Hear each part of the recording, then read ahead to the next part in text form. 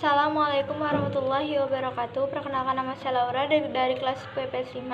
Di sini saya akan menjelaskan pengertian manajemen. Manajemen adalah seni menyelesaikan pekerjaan melalui orang lain. Definisi Mary Parker Follett ini berarti bahwa seorang manajer bertugas mengatur dan mengarahkan orang lain untuk mencapai tujuan organisasi.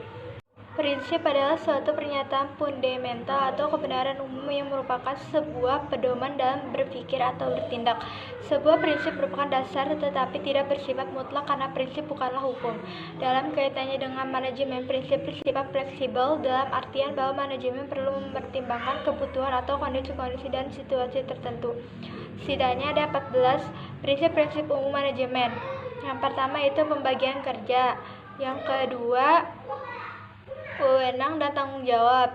Yang ketiga, disiplin. Yang keempat, kesatuan perintah. Yang kelima, kesatuan pengarahan. Yang keenam, kepentingan organisasi. Yang ketujuh, penggajian pegawai. Yang kedelapan, pemusatan wewenang. Yang kesembilan, hierarki. Yang kesepuluh, ketertiban. Yang kesebelas, keadilan dan kejujuran. Dan yang ke-12, stabil kondisi karya. 13, prakarsa. Dan ke-14, semangat kesatuan atau semangat crowd. Unsur-unsur manajemen diantaranya yaitu ada money, materials, machines, methods, market. Yang pertama yaitu man adalah sumber daya manusia. Unsur manajemen yang paling vital adalah sumber daya manusia. Money, uang. Materials, bahan baku. Machines, peralatan mesin. Methods, metode. Market, pasar. Fungsi-fungsi manajemen. Yang pertama yaitu perencanaan, yang kedua itu pengorganisasian, yang ketiga pelaksanaan, dan yang keempat pengawasan. Yang pertama yaitu planning, fungsi perencanaan, yang kedua organizing, fungsi perorganisasian, yang ketiga resting, fungsi pengarahan, dan yang keempat controlling, fungsi pengendalian atau pengawasan. Tingkatan manajemen. Yang pertama yaitu manajemen puncak, bertanggung jawab terhadap keseluruhan aktivitas suatu organisasi. Tugasnya adalah merencanakan kegiatan dan strategi serta mengarahkan jalannya perusahaan.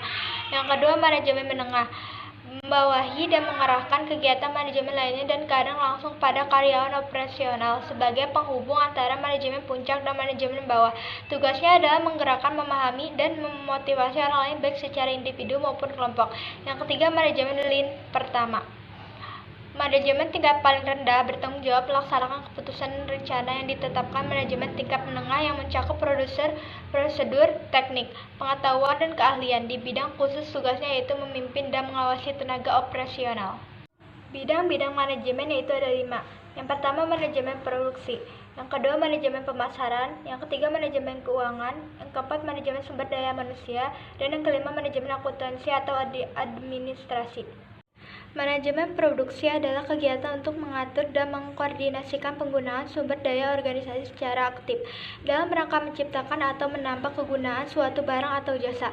Adapun peranan manajemen produksi adalah mengkoordinasikan faktor-faktor produksi seperti karyawan, modal, dan keahlian agar proses produksi dapat berjalan dengan efektif dan efisien. Manajemen pemasaran yaitu proses perencanaan, pelaksanaan, penentuan harga, promosi, dan distribusian barang atau jasa untuk menciptakan pertukaran yang memuaskan tujuan-tujuan individu dan organisasi. Tujuan manajemen pemasaran adalah untuk meningkatkan jumlah penjualan dari produk yang telah dihasilkan. Manajemen personalial atau sumber daya manusia, yaitu bidang manajemen yang fokus dalam aktivitas yang berhubungan dengan pekerja atau karyawan. Bidang ini memiliki seni tersendiri dalam merencanakan, mengorganisasikan, pengarahan, dan pengawasan karena berhubungan langsung dengan sumber daya manusia perusahaan.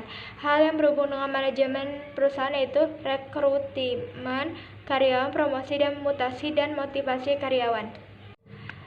Manajemen keuangan adalah bidang manajemen yang berhubungan dengan tanggung jawab atas dana, baik pengumpulan dana atau internal ataupun eksternal, maupun penggunaannya dan pengelolaannya agar dana yang digunakan secara efisien.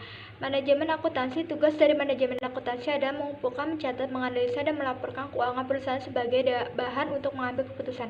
Aktivitas dalam manajemen akuntansi ini adalah administrasi kegiatan, inventaris, peralatan kantor, dan pengarsipan data serta penyediaan informasi.